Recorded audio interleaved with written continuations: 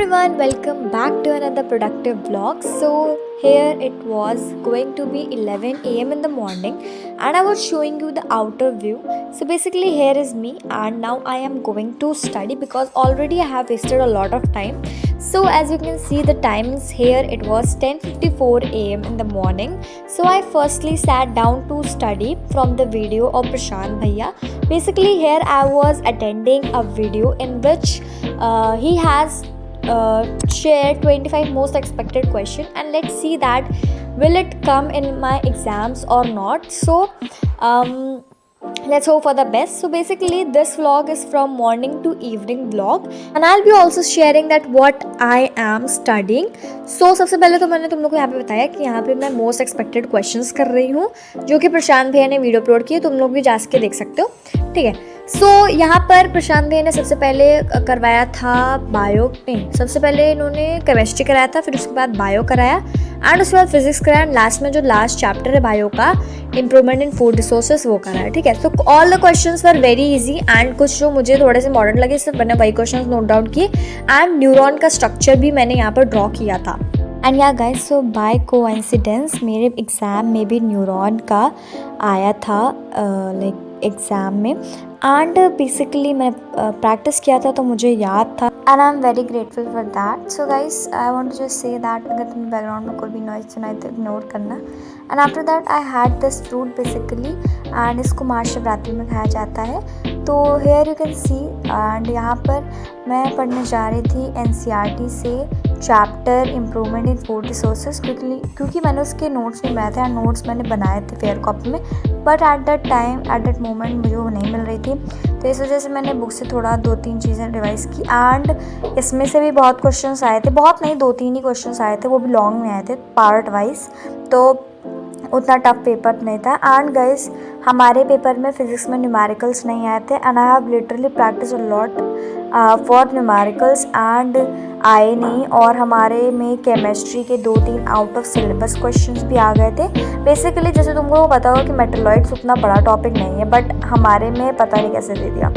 So yeah guys, after taking shower and all that, and yeah guys, now it was about to 5, so I took 2 hours of sleep and also I did my lunch in the afternoon, and now I was going to continue my science study session.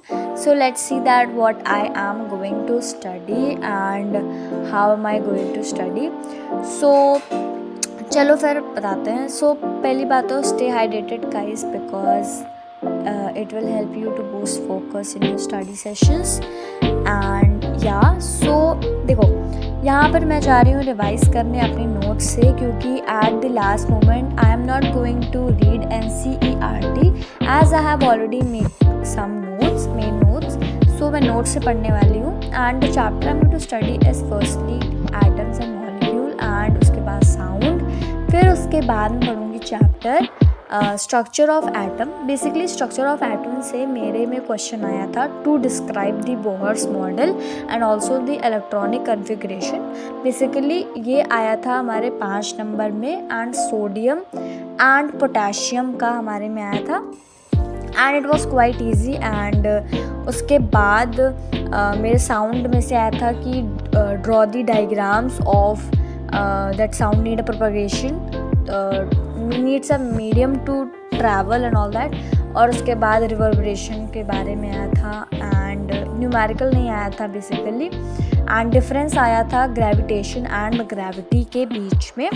तो paper easy था but इस बात में मुझे बहुत दुख होता है कि न्यूमेरिकल नहीं आया था जिसके लिए मैंने बहुत ज़्यादा प्रैक्टिस की थी, तो इस बात में मुझे ऐसा लग रहा है कि बहुत गंदा पेपर था। तो एंड यहाँ पे मैं ना डायग्राम भी प्रैक्टिस कर रही थी सारे मॉडल्स के, जैसे हमारा रदरफोर्ड का मॉडल हो गया, तो उसका बेसिकली कोई ऐसा कुछ डायग्राम था नहीं एंड बोहर मॉडल का मैंने रात में प्रैक्टिस किया था। And now I was going to do the MCQs of sample paper and यहाँ पे मैंने सोचा कि मैं पूरा सैम्पल पेपर सॉल्व करूँगी, but after that I was like bored and I thought कि मैं सिर्फ और सिर्फ एमसीक्यू करने वाली, क्योंकि सिर्फ एमसीक्यूज़ में मेरी ज़्यादा गलती होती है, वैसे मेरी ज़्यादा गलती नहीं होती है। एंड नेक्स्ट क्लास से I will really try to enhance my MCQ tricks, क्योंकि ये ना सबसे ज़्यादा नंबर लूज़ करती है, क्योंकि अगर तुम्हारे 20 में से 5 नंबर भी कम हो गए ना तो भी तुम्हारे अगर फुल आएंगे, जैसे मान लो 80 का पेपर है तो अगर तुम्हारे 75 आने होंगे